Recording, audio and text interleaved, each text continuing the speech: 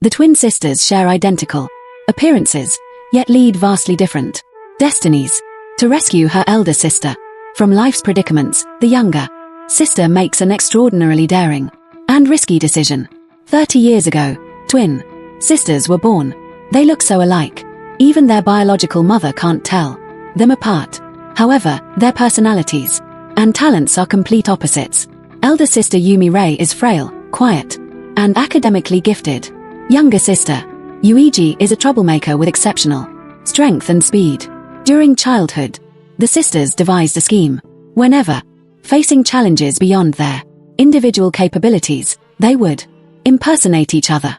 Yumi Rei would take math tests for her sister, while Yumi would complete physical education assessments for Yumi Rei.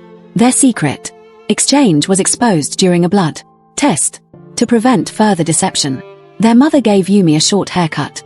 This hairstyle change marked the divergence of their life paths. The academically superior Yumi Rei entered prestigious Seoul universities, was recruited by major corporations, and became a white-collar professional in the capital. Yumi Gi leveraged her athletic talents to win numerous competitions, but suffered a career-ending fall during a crucial race, forcing her retirement from track and field. After abandoning her only talent in sports, 30-year-old Yumiji idles away in her hometown. Through a townsfolk's recommendation, she works as an elementary school janitor, finding unexpected joy in daily cleaning routines. The janitor position is temporary. After work, Yumiji takes various jobs at local supermarkets, vegetable stocking, cashier duties. Embracing every opportunity, she revels in the freedom of daily wage labor. Her mother disapproves, constantly comparing the good-for-nothing Yumi Gi to her accomplished sister. One evening, mother instructs Yumi to deliver pancakes to a neighbor. This aunt has a successful lawyer son, the same age as the twins. The neighbor persistently tries to matchmake her son with Yumi. Hearing the neighbor's son, Lehosu, is returning tonight, Yumi hastily attempts to leave. As she opens the door, she collides with Lee Ho-soo. Noticing Lee Ho-soo's pink necktie, Yumi Gi curiously inquires. Lee Ho-soo explains, this is what Yumi likes. Not long ago, Lee Ho-soo's mother asked Yumi to help select a necktie for her son's blind date. Yumi mischievously chose an overly flashy one. Recalling this now, Yumi struggles to suppress laughter. Lee Ho-soo doesn't inquire about Yumi Gi's life, but instead probes for information about her sister Yumi Rei.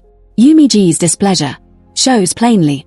Since their first meeting, the boy has always been this infuriating. During school years, when Lee Ho-soo's family moved across from the twins, he became Yumi Gi's classmate.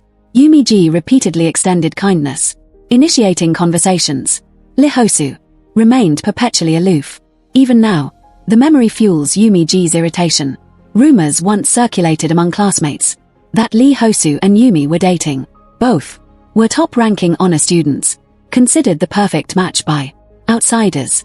As Yumi stews in frustration, her mother urges her to contact the long-absent sister.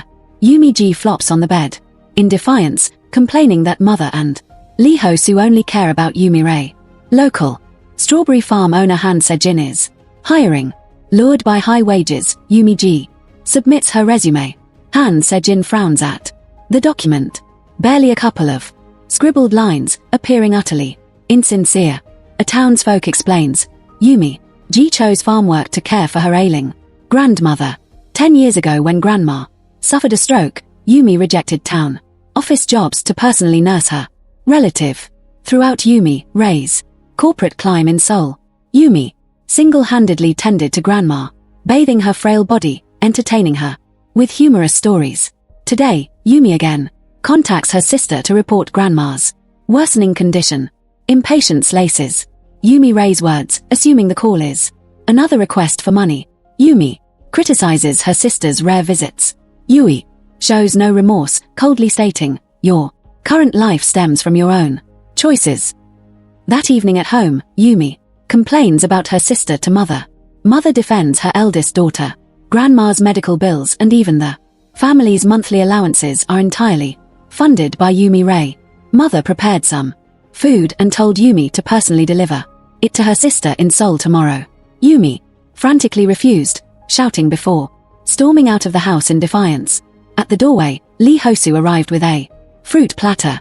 Yumi petulantly ran past him, retreating to a corner to kick a deflated soccer ball while brooding over her life circumstances and constant comparisons with her sister. Lee Hosu approached again to ask about Yumi Ray. Annoyed, Yumi waved her hand dismissively, accidentally striking Lee Hosu's ear. This wasn't her first careless incident. He had clutched her wrist tightly while gasping in pain, their proximity briefly charged with tension. When Lee Hosu abruptly released her and fled, Yumi chased him after school to apologize, but he ignored her. Mid-con conversation, Lee Hosu suddenly stumbled. Yumi noticed his leg appeared stiff, with visible scarring. Lee Hosu grew angry, believing she mocked his disability and spat harsh words. That night, Yumi learned from her sister, Lee Hosu survived a car accident, causing burn injuries and hearing damage with one leg containing an artificial bone. Horrified, Yumiji realized why he'd misunderstood. Previously oblivious, she jokingly speculated that Lee Hosu ignored her due to deafness. Tonight, after accidentally hitting his ear, Yumi bought him a cold juice pack for the injury. Lee Hosu remarked, "You haven't changed at all." Finally asking about her life, Yumiji deflected saying, "Same as always." Then steered the talk to Yumi Ray. Lee Hosu revealed he'd encountered Yumi Ray in Seoul, but she fled upon seeing him. Appearing deeply strained, he urged Yumiji to call her sister. Yumiji sighed. As adults, the twins now lead separate lives, no longer sharing their childhood bond. Lee Hosu recounts past memories he once heard from the twins' grandmother that when Yumi was hospitalized as a child, her greatest wish was for her sister to visit. Only with Yumi would Yumi Ray reveal her inner vulnerabilities. Mirror, Yumi hesitantly makes her decision to follow mother's request and personally deliver the food to her sister in Seoul. The next day in Seoul, Yumi arrives at her sister's office building with the meal. Yumi Ray appears fearful, hurriedly dragging her sister to a dessert cafe. Yumi notices Yumi Ray's nervous demeanor and desperate anticipation for clock-out time to escape overwhelming workloads. Yumi Ray contemplates throwing herself from suitable height, an injury justifying extended absence from work. Recognizing her sister's instability, Yumi urges her to take annual leave for your own life and our hard-working mother. You can't collapse like this. Yumi Ray responds, wistfully confessing envy towards her sister's carefree existence. When Yumi G returns from the restroom, Yumi has already paid and vanished. At the office, staff inform Yumi her sister is absent without leave. Remembering the earlier falling remarks, Yumi realizes the crisis and sprints towards Yumi Ray's apartment. Inside the apartment, Yumi Ray executes her plan, throwing a blanket downstairs, then climbing to the third floor. As Yumi arrives and grabs her falling sister, both accidentally plummet together. The low height and cushioning blanket spare them serious injury. Facing her shattered sister, Yumi weeps like a child. If you disappeared, I wouldn't know how to keep living. Yumi tearfully embraces her, apologizing while confessing the breaking point that drove her despair. When Yumi first joined the company, she met a principled, kind-hearted senior colleague who consistently supported her. Yet, this mentor's integrity and compassion indirectly caused Yumi Ray to endure workplace bullying. Unable to remain silent, Yumi Ray joined her mentor in reporting a superior's misconduct. Before the investigation concluded, the mentor resigned abruptly. Yumi Ray soon faced identical persecution, ostracized and suppressed by co-workers.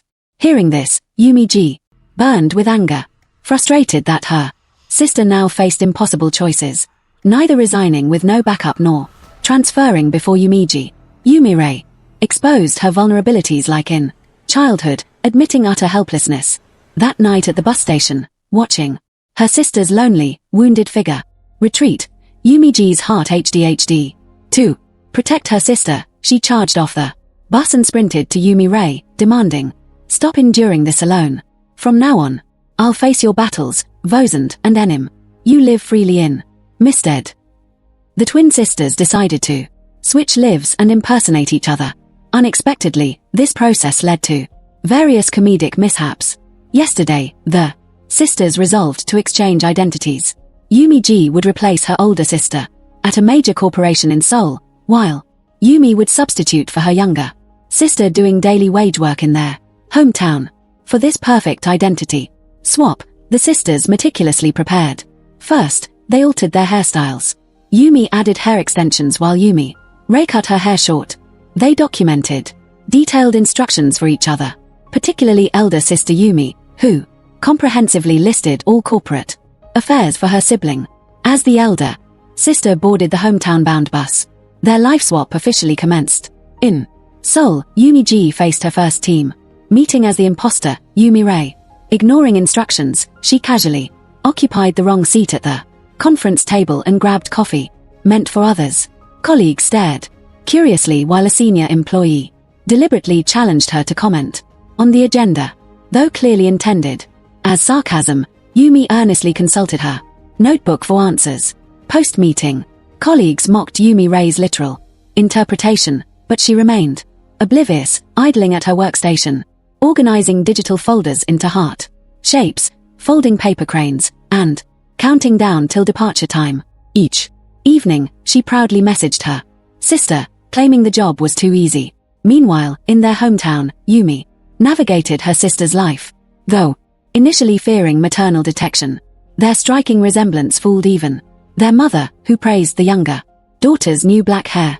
Unlike her careless sibling, Yumi cautiously prepared for strawberry farm work to avoid exposure. The farm being 3 kilometers from home, Yumi Ray had to ride her sister's bicycle. Her unsteady cycling made villagers suspect she was drunk. At the farm, Yumi Ray met owner Han Se-jin, who planned to experiment with organic farming starting month-end. For the preceding week, Han allowed Yumi Ray to work freely with flexible hours, the most casual employer she'd ever encountered. Throughout the week, Yumi Ray tried working, but Han Se-jin gave no instructions, preferring to read comics, chop firewood, roast sweet potatoes, or fish by the river. Though Han paid 200,000 KRW daily, regardless of workload, Yumi Ray remained perplexed about her responsibilities. Meanwhile, in Seoul, trouble brewed. Observing Yumi Ray's idleness, superiors assigned fieldwork. Eager for distraction, Yumi immediately accepted a property acquisition task. Following instructions, she visited a restaurant targeted for land purchase. Confident in handling elderly people, Yumi Ji's assurance shattered upon witnessing the propri sternly eject a drinking customer. A patron warned Yumi Ji. The granny prohibited solo dining, alcohol consumption, and only served chicken giblet stew.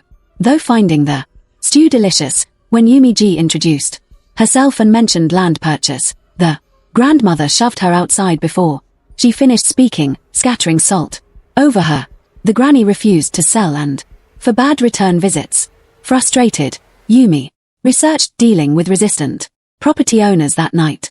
Despite repeated attempts, every subsequent visit ended with forceful expulsion. Tormented, Ui deeply regretted accepting this cursed assignment. In their hometown, older sister Yumi Ray also found herself idle. With nothing to do, she cleaned the farm warehouse and casually discarded a broken chair by the entrance. Unexpectedly, this earned Hanny Jyn scolding. Han explained his reason for hiring her. He believed applicants like Yumi Ji, who submitted blank resumes, were either insincere or fearless and had deliberately assigned no work to test which category she fell into. Yumi angrily countered that Hansi Jyn's test was merely torment, criticizing his capricious judgment. While leaving her stranded, Hans Jyn was left speechless. Meanwhile, in Seoul, Yumi Ji encountered Lee Hosu on the streets, mistaking her for the older sister. Lee mentioned Yumi Ray's earlier internal whistleblowing case at the company, how she had reported a superior's misconduct to protect a kind colleague only to retract the complaint before formal review. Lee Hosu urged Yumi not to avoid it, proposing a weekend meeting. This alarmed the real Yumi Ray. When informed recalling their school days when Lee Hosu had instantly identified Yumiji despite both sisters wearing towels after hair washing. The older sister forbade the meeting to avoid exposure. However, moved by Lee Hosu's words about not running away and considering her sister's difficult position, Yumiji secretly agreed to the meeting against Yumi Rei's orders. The meeting was arranged at a trendy, internet-famous restaurant, but Yumi found it too noisy. Considering Lee Hosu's hearing condition, she pulled him out to the Han River. Seeing the Han River for the first time, Yumiji excitedly filmed a selfie video, then dragged Lee Hosu to eat self-service instant noodles by the riverside, a small dream she'd harbored since school days. While eating noodles, Lee Hosu asked if Yumi Rei had withdrawn the whistleblowing case because of him. As the case's assigned lawyer, Lee Hosu needed to conduct external investigations per procedure. He worried Yumi Rei retracted the complaint to avoid embarrassment before an old classmate, urging her not to feel burdened and promising full support. Remembering her sister's warning not to interfere, Yumi lied that withdrawing was personal and unrelated to Lee Hosu. Instead, Yumi expressed concern for Lee Hosu, knowing he bottled up emotions. She recalled school days when he'd stayed doing error notes with her, despite scoring perfect marks. Unsure if he stayed for the studies or for her. In their hometown, a supermarket friend mistook Yumi Rei for Yumi Gi, calling her sweetheart Yu. This nickname from villagers referenced an animated character, a lonely sad girl. Everyone sensed Yumi Gi's hidden sorrow beneath her cheerful surface. During their nightly call, Yumi mentioned the nickname, but Yumi pretended nonchalance, falsely claiming everything was fine in Seoul. Scolded by superiors for unfinished tasks, Yumi revisited the stubborn grandmother. Venting her grievances, she argued, they were both just doing their jobs. Why such harshness? Though salt was thrown again, Yumi felt cathartic. After speaking out, Lee Hosu messaged to thank Yumi Rei, saying her words yesterday gave him courage to reject handling a lawsuit protecting shady businessman for his senior despite angering the mentor. Suddenly, the restaurant grandmother called, inviting Yumi Ji to discuss business properly tomorrow. Overjoyed, Yumi Ji immediately dragged Lee Hosu to see the rainbow fountain. Watching her exuberance, Lee Hosu began sensing something